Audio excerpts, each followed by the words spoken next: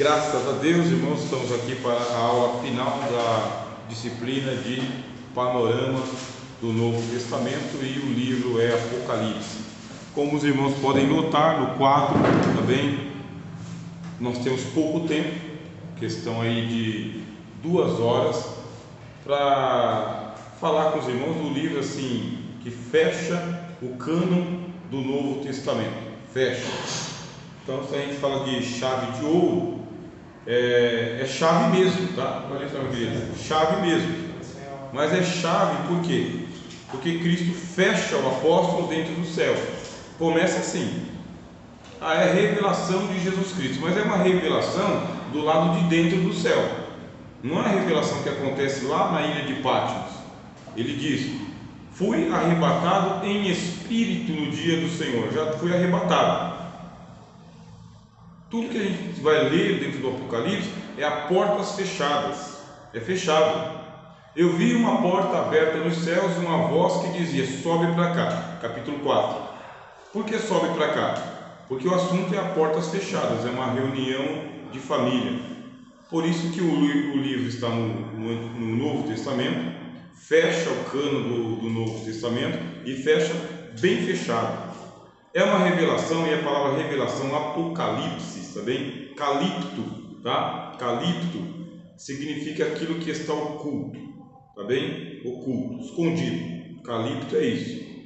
É no grego, tá bem? E esse apo que vem antes, quer dizer, é uma espécie de, não é tirar daquilo que está oculto. Como que é o tirar daquilo que está oculto? Está oculto em Deus, tá? Porque a revelação é a revelação de Jesus Cristo, quer dizer, revelação sobre a pessoa de Jesus Cristo, é sobre Cristo também, a qual Deus deu para Cristo. Essa é a ordem, tá? Deus entregou para Jesus a revelação. Jesus chamou um anjo no céu, o anjo foi até a ilha de Patmos e entregou para João. Continua tudo fechado. É um segredo de Deus para Jesus, um segredo de Jesus para o anjo, um segredo do anjo para João e um segredo de João para a igreja. Apocalipse é para a igreja. O que vês, escreve em um livro, tudo compactado, tá? Um livro. Aonde que está? Capítulo 10, vamos lá, tá? Vocês com a Bíblia aí, eu com a Bíblia aqui, capítulo 10 de Apocalipse. Esse capítulo 10, ele poderia estar, tá bem? No capítulo 1, ele poderia estar, não está. Por quê? Uma das dúvidas que tem no Apocalipse é saber se ele é cronológico. Quer dizer, aconteceu assim, passo a passo. Ele é cronológico na escrita, tá bom? Na escrita. Tem que ter uma cronologia, começo, meio e fim. Mas ele não é cronológico na ordem dos eventos. Essa ordem dos eventos, ela é montada por causa do livro. O que acontece é que ele recebeu uma série de visões, um monte de visões. Imagina que você está entrando num lugar muito amplo, mas muito amplo, que não tem mapa. Não tem mapa. Sabe quando você vai no zoológico, te entregam lá um roteiro, você tem que ver todos os animais num dia só? Aí tem essa estrada que vai por aqui, outra que vai por lá, outra que vai por ali, tem um teleférico, tem o leão, tem a girafa, tem os macacos, tem a hiena. Um monte de bicho para você ver. Começa por onde? Isso aí é João. Ele entrou no céu. Ele entrou no céu e ele começou a ter visões no céu. Ele virava para um lado, tinha uma visão. Ele virava para o outro, tinha uma visão. Ele olhava dali, tinha outra visão. Daqui a pouco tinha uma voz. Então ele está tendo visões em espírito. Está arrebatado, tá? Está arrebatado. Quando ele voltou, que ele estava na ilha de Patmos, quando ele voltou, as visões estavam na alma dele, no espírito dele. Como que a gente, Pai do Senhor, como que a gente sabe que ele estava no espírito dele? Foi arrebatado em espírito. Eu, João, fui arrebatado em espírito no dia do Senhor. Quando ele voltou, estava tudo na alma dele, tudo no coração dele. Agora, tem que colocar em ordem. Aí na hora de colocar em ordem, ele foi escrevendo em um livro só. Então onde começa o Apocalipse? Capítulo 10, tá? Está aqui, ó. E vi outro anjo forte que descia do céu, vestido de uma nuvem. Por cima da sua cabeça estava o arco celeste, e o seu rosto era como o sol, e os seus pés como coluna de fogo. Agora pega aí o capítulo 1, Apocalipse, tá bem? Pode abrir a Bíblia, Apocalipse capítulo 1, tá bem? Veja que nós acabamos de ler o capítulo 10, a mesma visão do capítulo 10 está no capítulo 1, só que no capítulo 1 está detalhado, no capítulo 10 está com resumido. Olha o capítulo 10, vou ler de novo. E vi outro anjo forte que descia do céu, vestido de uma nuvem, e por cima da sua cabeça estava o arco celeste, o seu rosto era como o sol, e os seus pés como coluna de fogo. Capítulo 1. Aí vamos lá, a partir do versículo de número 12.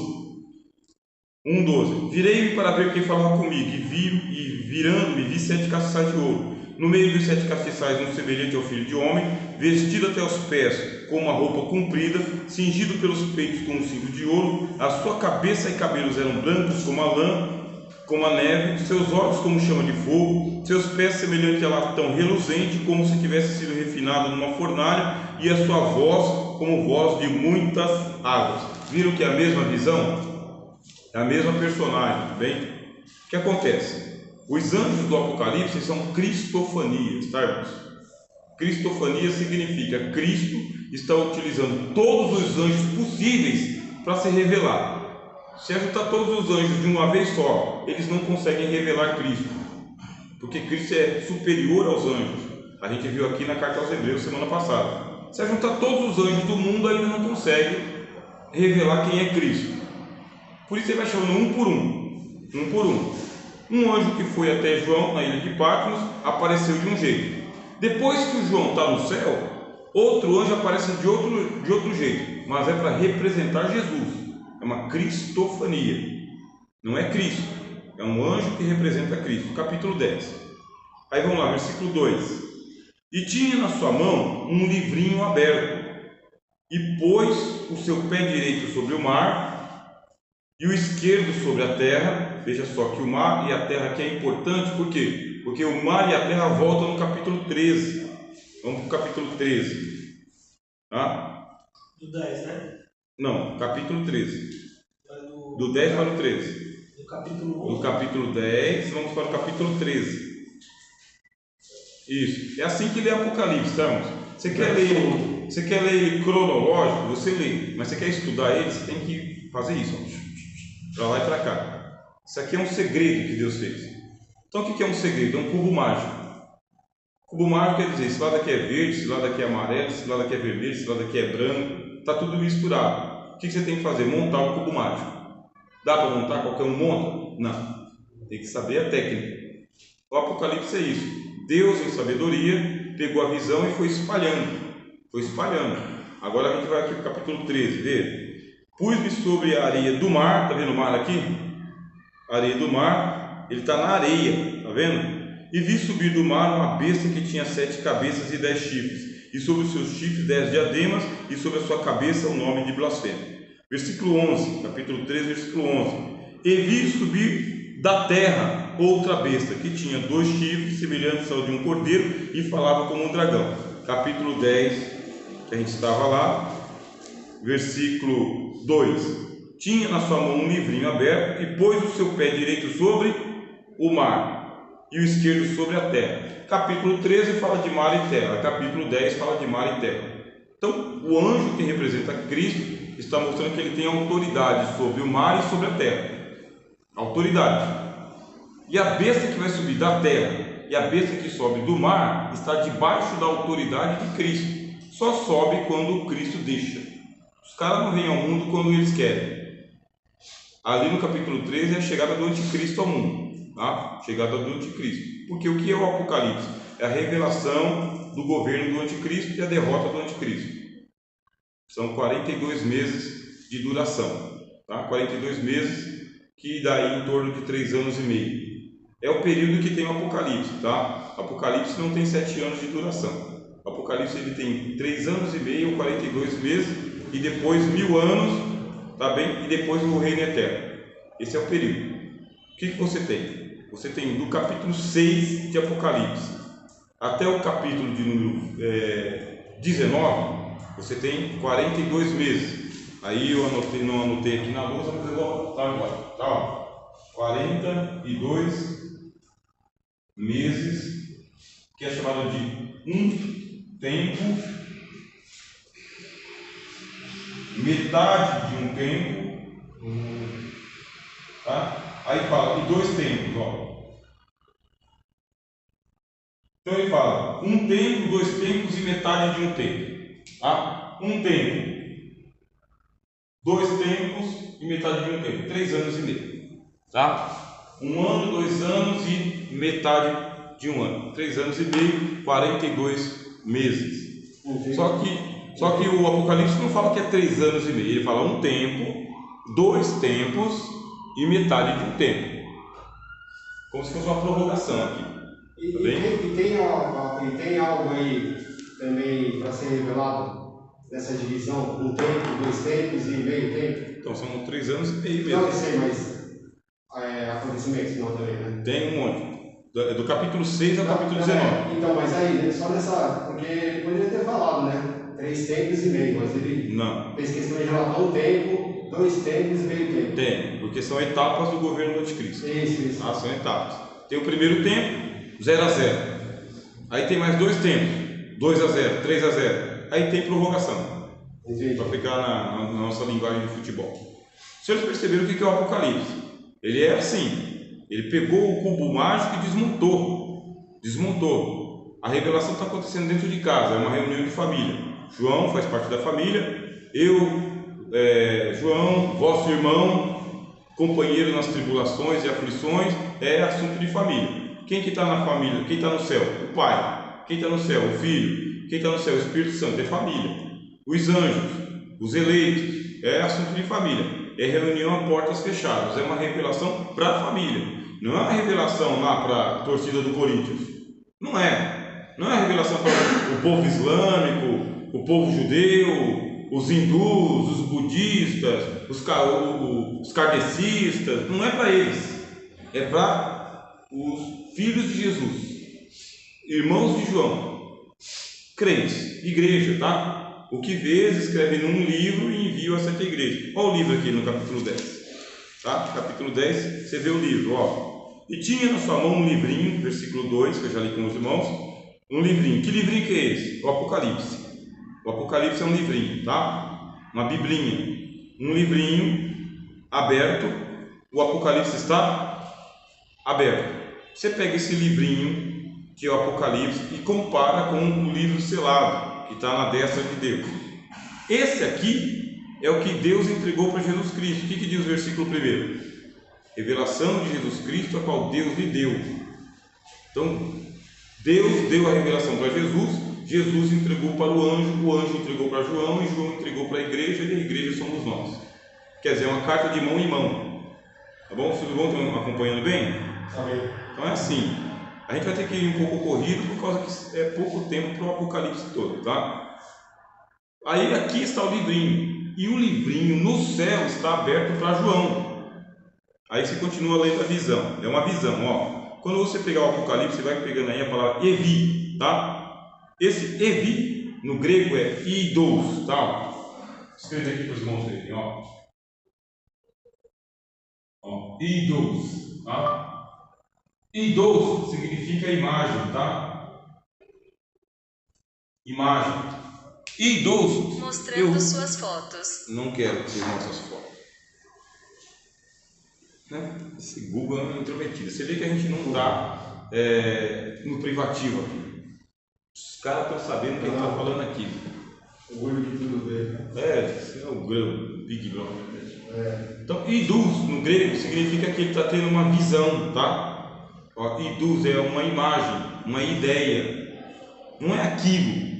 Não é que aconteceu assim, literalmente. Posso pegar igual essa cadeira. É uma visão. Que nem o senhor disse que teve uma visão. Eu disse que tem uma visão. Visão. Então ele está tendo uma visão. Na visão que ele está vendo, e viu outro anjo forte. Quando você estiver lendo Apocalipse, apareceu assim, forte. Você anota lá. Não é só um anjo. É um anjo poderoso, tá? Muito poderoso. É poderoso porque ele está trazendo um livro na mão. Que livro que é esse? É o Apocalipse. É o Apocalipse, ó, continua lendo, ó. E tinha na sua mão um livrinho aberto, pôs o seu pé direito sobre o mar e o esquerdo sobre a terra, clamou com grande voz. Se você voltar lá para o capítulo 1, você vai ver que ele tem voz como de trombeta. Está vendo? O anjo é forte e tem voz como de trombeta. Como quando ruge um leão, figura de linguagem, está vendo? Um leão rugindo, a floresta sai correndo, tá? E havendo clamado, os 7 trovões emitiram as suas vozes. Quer dizer, ele deu uma ordem para os 7 trovões, que eu coloquei aqui, ó, tá? Coloquei aqui para os irmãos verem os 7, ó. 7 trovões. Não fala que esses 7 trovões são anjos, só fala que são trovões, tá? Capítulo 10. Os 7 trovões emitiram as suas vozes. Quando os 7 trovões acabaram de emitir as suas vozes, o João ouviu tudo que eles tinham que falar. Eu ia escrever, mas ouvi uma voz diferente dos 7 trovões, tá vendo? 7 trovões é uma coisa, uma voz é outra, do céu, que me dizia: sela o que os 7 trovões emitiram e não escrevas. Lembra que o apóstolo Paulo falou que foi até o paraíso, chegou lá e ele ouviu coisa que ele não podia falar? O segredo do céu, só o céu sabe. Acabou, não sabemos. Essa parte ele não escreveu. Não pôde escrever, Mas ele... foi proibido de escrever. Cela significa, fica quieto, é só para você. Coisas que o ouvido não ouviu, o olho não viu, não subiu ao coração do homem, é aquilo que Deus preparou. Tem que chegar em casa. Se não chegar em casa, não vai saber. O pessoal pensa que no juízo final todo mundo vai olhar para Deus e vai falar: oh, agora estou vendo que o Senhor é. Isso não vai acontecer.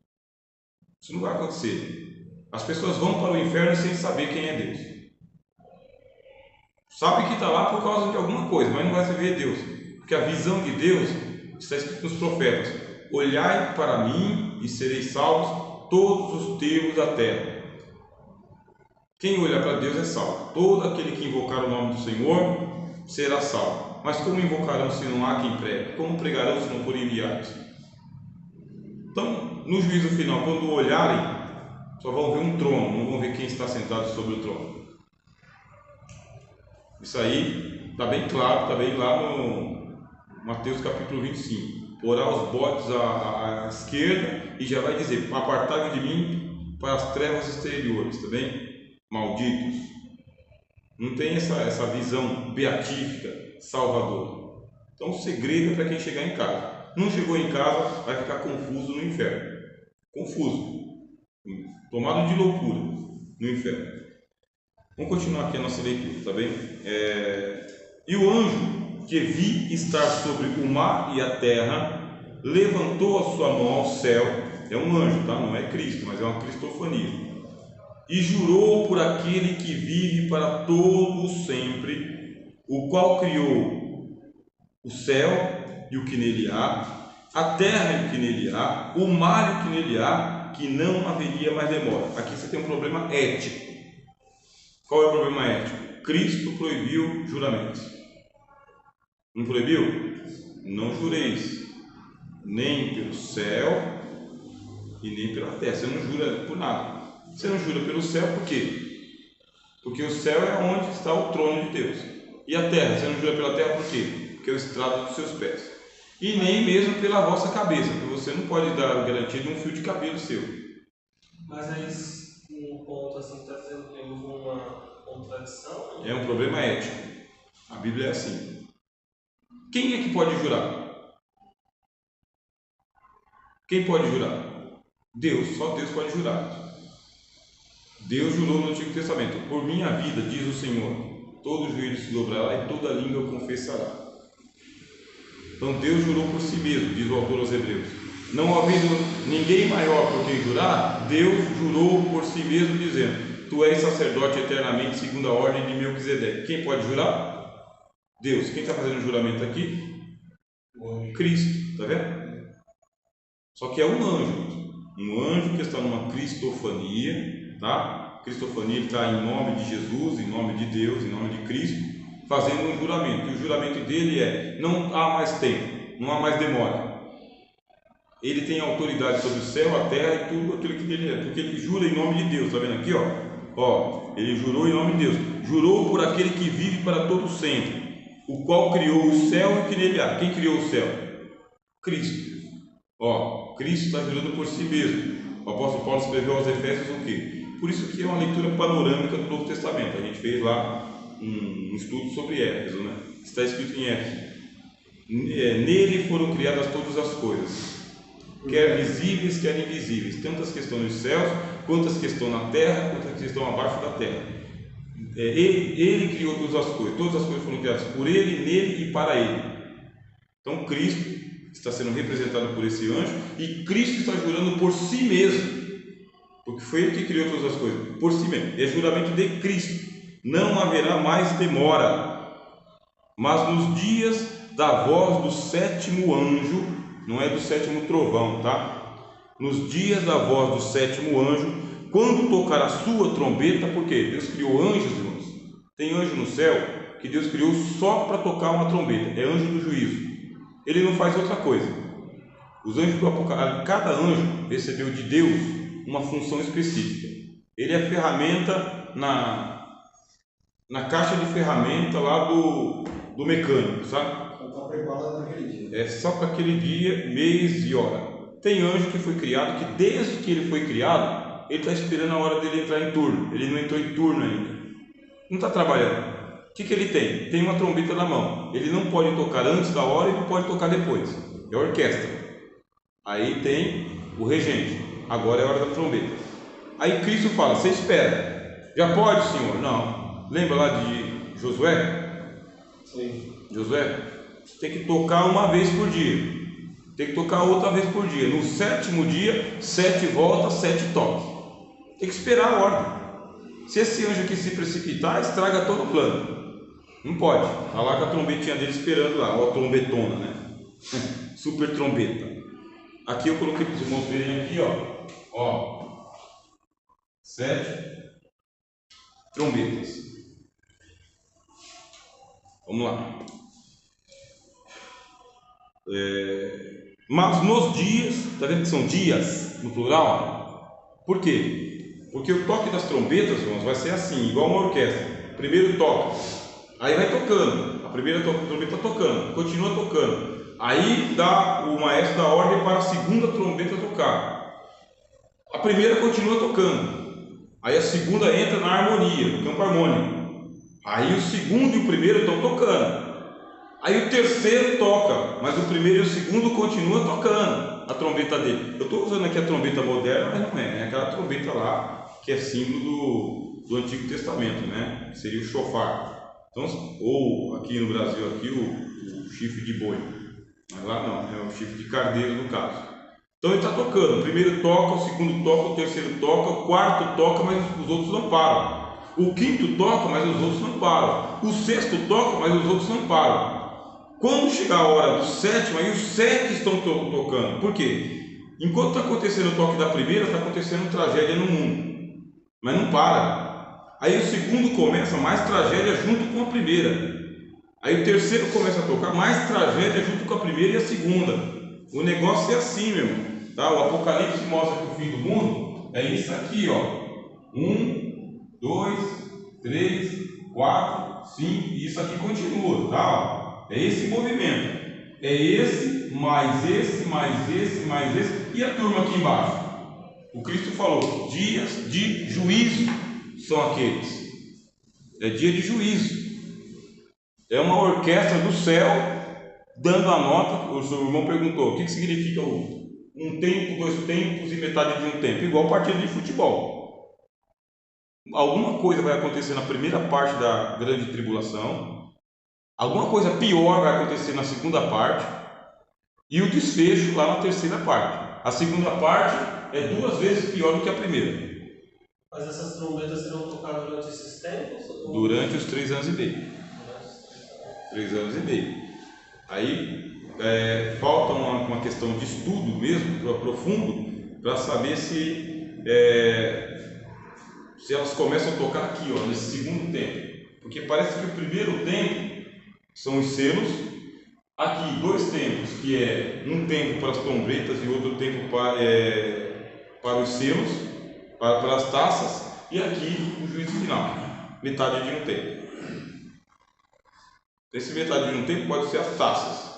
Então é questão assim de consenso entre os estudiosos. Não sabemos. É profecia. O que disse o apóstolo Pedro sobre profecia? É lâmpada acesa no escuro.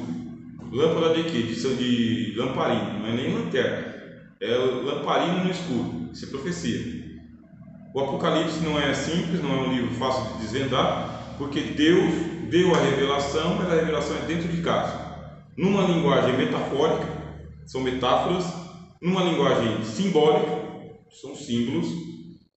Numa linguagem dos símbolos do Antigo Testamento, tem que conhecer o Antigo Testamento, tá bem? E numa linguagem profética, quer dizer, é o mundo dos profetas.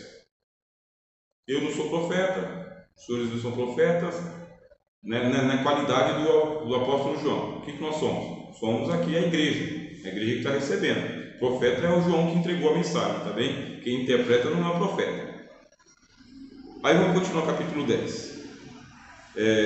Mas nos dias da voz do 7º anjo, quando tocar a sua trombeta, se cumprirá o segredo de Deus, segredo de Deus, como anunciou aos profetas seus servos. Deus vai pegar do Gênesis a Malaquias e vai despejar tudo em 42 meses.